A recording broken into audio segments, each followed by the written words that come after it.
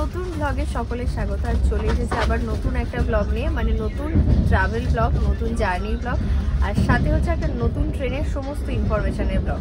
আমরা আজকে যে ট্রেনটায় এখন উঠে গেছি সেটা হচ্ছে হাওড়া মুম্বাই সুপারফাস্ট এক্সপ্রেস, যেটা সপ্তাহে কিন্তু একদিন, মানে শুধুমাত্র শুক্রবারে হাওড়া স্টেশন থেকে ছেড়ে যায় আর শনিবার রাতের মধ্যে পৌঁছে যায় হচ্ছে মুম্বাই।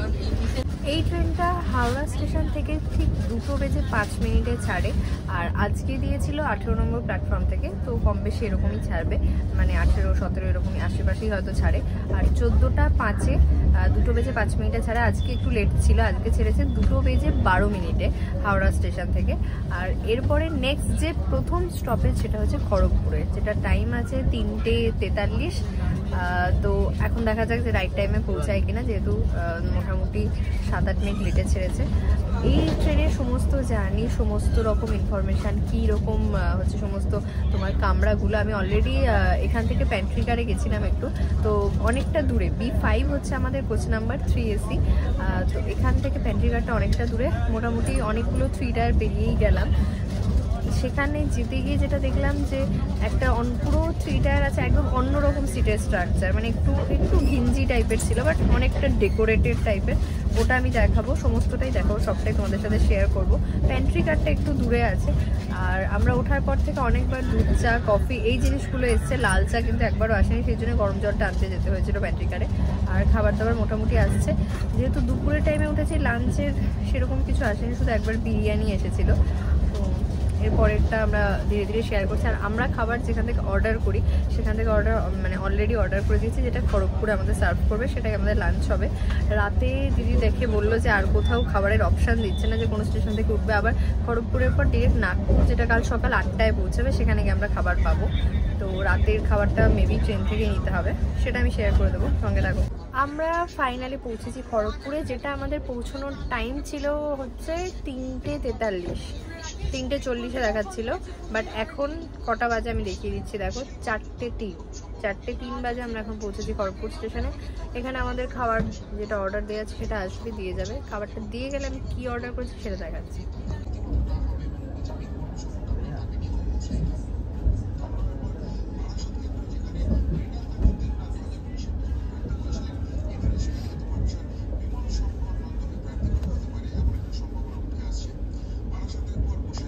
আমাদের খাবার, আর এখানে দাঁড়িয়ে আছি আমরা খড়গপুর স্টেশনে। দাদা নিয়ে এসেছিলেন খাবার। তো আমাদের দুপুরে লাঞ্চটা আমি আর দেখাতে পারিনি, বাট লাঞ্চের সময় যে জিনিসটা হয়েছে একটা, সেটা আমরা বলে দিচ্ছি। আমরা অর্ডার করেছিলাম একটা পনির ভুর্জি, সাথে একটা আলু জিরা, আর সাথে একটা এগ ভুর্জি, আর তাওয়া রুটি বাটার অর্ডার করেছিলাম, এসেছিলো রুমালি রুটি। তো ঠিক আছে, সেটা ঠিকঠাক। আলু জিরাটার টেস্ট মোটামুটি ছিল ভালোই। পনির ভুর্জিটা আমার খুব একটা ভালো লাগেনি।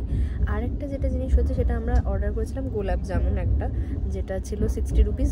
কতগুলো পিস সেখানে লেখা ছিল না, তো গোলাপ জামুনটা গোটাটাই স্কিপ করে দিয়েছে ওরা, বাট প্রাইসটা নিয়ে নিয়েছিল। পরে যে আমরা কমপ্লেন করার অপশান করছি, সেখানে আর ফোন লাগছে না। সো এটা একটা জিনিস সবসময় মাথায় রাখবে, যে জিনিস মানে কী অর্ডার দিয়েছো সেটা যে দিতে আসছে সেই সময় চেক করে নেওয়া উচিত, যেটা আমি করিনি। আমাদের ক্ষেত্রে ভুল হয়েছে, তোমাদের ক্ষেত্রে যাতে না হয় সেই জন্য বলে দিলাম। আর ট্রেনটা মোটামুটি আধা ঘন্টা 40 মিনিট লেটে চলছে এখনও অবধি। প্রত্যেকটা জায়গাতে আধ ঘন্টা করে দেরিতে পৌঁছাচ্ছে। খড়গপুরের পর টাটানগর, রৌড়কেল্লা, এই সমস্ত জায়গাগুলো দাঁড়িয়েছিল। এখন রাত্রেবেলা আবার 10:30 নাগাদ একটা জায়গায় পৌঁছবে। আর দুপুরে যেহেতু প্রচুর পরিমাণে এসে গেছিলো খাবার, আমরা সেটাই একটু রেখে দিয়েছিলাম। রাতে আমরা ডিনারে সেটাই খেয়ে নিয়েছি কম বেশি। তো এখন মোটামুটি ট্রেনে যেন সব একটু তাড়াতাড়ি খাওয়া দাওয়া হয়ে গেলে শুয়ে পড়ে। আর রাতের খাবারের জন্য ওরা অর্ডার নিতে এসেছিলো, যেখানে ছিল ভেজ, এগ, মাছ, চিকেন, 4 রকম থালির অপশান।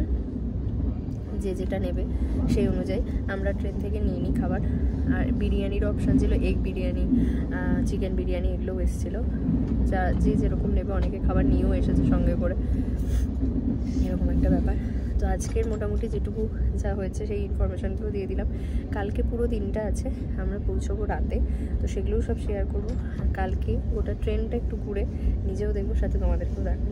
সঙ্গে থাকবো। Good night, good morning everyone and good morning from train. আর এই যে সকালের মর্নিং 3 নিয়ে বসে গেছি।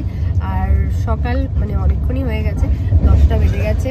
আর এই সুন্দর একটা রোড, এইদিকে সিটটা খালি, কারণ এনারা মানে বুঝতে পারলাম না কোথায় নামবে, কারণ নাগপুর ছাড়ার পরে ওরা উঠে গেল।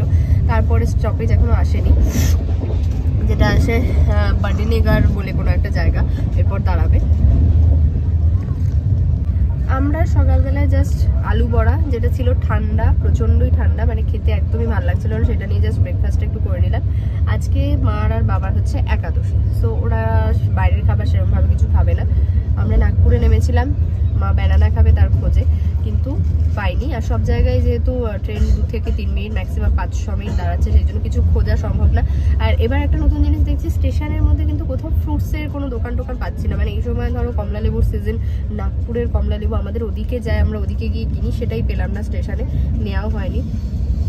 তো আমরা জাস্ট লস্যি নিয়ে এসেছি কতগুলো, ওদিকে দেখো রাখা আছে, ওরা বসে আছে। আর আমি আর বাবা এই সিটটা একটু বসলাম, যেহেতু ফাঁকা আছে। আর এখানটা রোদটা এত সুন্দর আসছে, খুব ভালো লাগছে। অলরেডি ঠান্ডা লেগে গেছে রাতে, কারণ এসি সবসময় মানে কখনো কম করছে কখনো বেশি করছে, এইসবের জন্য। চাটা খেয়ে নিই, দেন আমি নিজে একটু কামরাগুলো দেখতে বেরোবো, সাথে তোমাদেরকেও দেখাবো। আর চা, লাল চাটা অনেকটা পরে এসেছিলো, দুধ চা যেমন অনেকবার এসেছে সকাল থেকে, লাল চাটা আমরা অনেক পরে পেয়েছি। আর যে ব্রেকফাস্টগুলো দেয় ট্রেনে, ব্রেড অমলেট, ব্রেড কাটলেট, সেগুলো এসেছে 2-3 বার করে। আলু বড়া, সামোসাটা একটু বেশি আসছে। খাবার আমরা অর্ডার করে দিয়েছি, যেটা উঠবে আকোলা থেকে, আকোলা জাংশন থেকে, সেটা আসবে মোটামুটি 1:45 নাগাদ।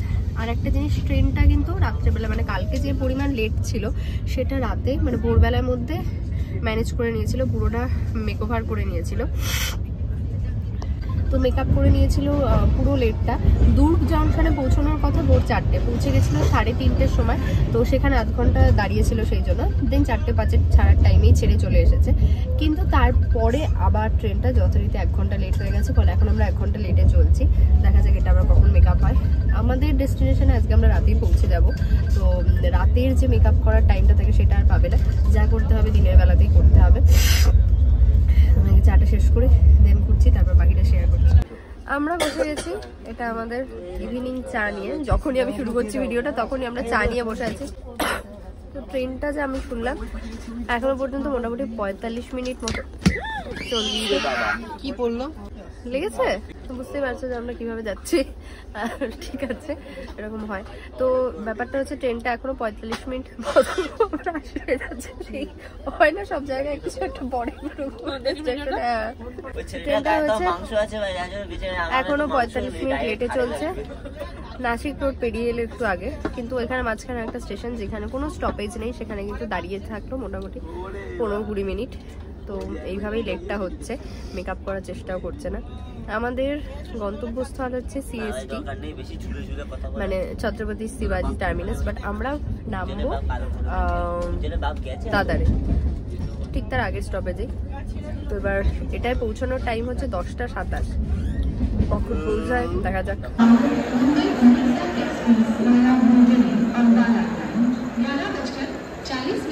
प्लेटफॉर्म क्रमांक 10 पर आने की संभावना है। ফাইনালি আমরা পৌঁছে গেছি দাদারে। আমাদের ট্রেনটা ঢুকেছে অলমোস্ট 11:30টায়, যেটা 10:30টায় ঢোকার কথা ছিল। মোটামুটি 1 ঘন্টা লেট, বুঝতেই পারছো। আর আমাদের ট্রেনটা দিয়েছে 12 নম্বর প্ল্যাটফর্মে। সেখান থেকে আমাদের বাইরে যাওয়ার স্বামীনারায়ণ মন্দিরের যেখানে মহাদেবাইয়া এসে দাঁড়াবে, তো সেটা একদমই কাছে।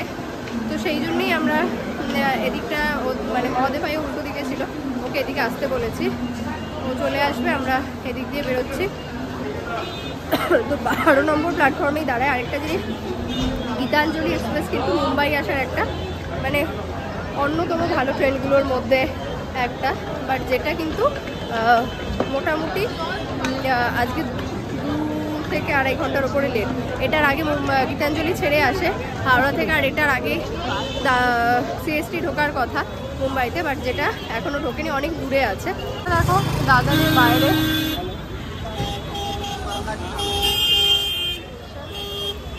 দাদার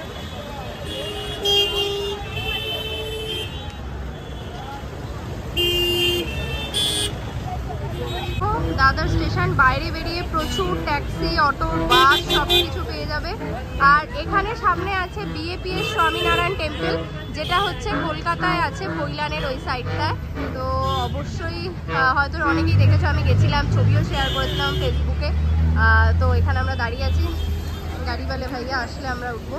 এটা হচ্ছে পুরো দাদার স্টেশনের বাইরেটা।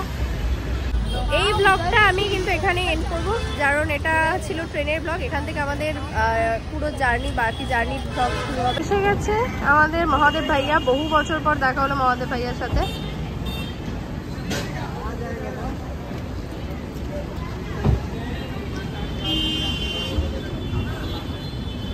গেছি দাদারে, এখান থেকে শুরু হচ্ছে আমাদের নতুন জার্নি। এখানে সামনেই একটা আছে শুভম রেস্টুরেন্ট, পিওর ভেজ, শুধু শাকাহারি। তো চলো দেখা যাক কি পাওয়া যায় এখানে। আর ওখানে মহাদেব ভাই অলরেডি দাঁড়িয়ে আছে।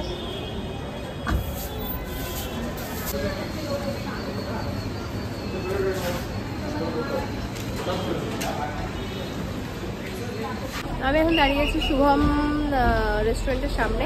অর্ডার করে দিয়েছি, আমি নিয়েছি 2 মেদু বড়া, 2 সাবুদানা বড়া পার্সেল। আর দিদি এখানে সামনে কোথাও বড়া পাও খুঁজতে গেছে, যদি ও চিনবে সব, আমি কিছুই চিনি না।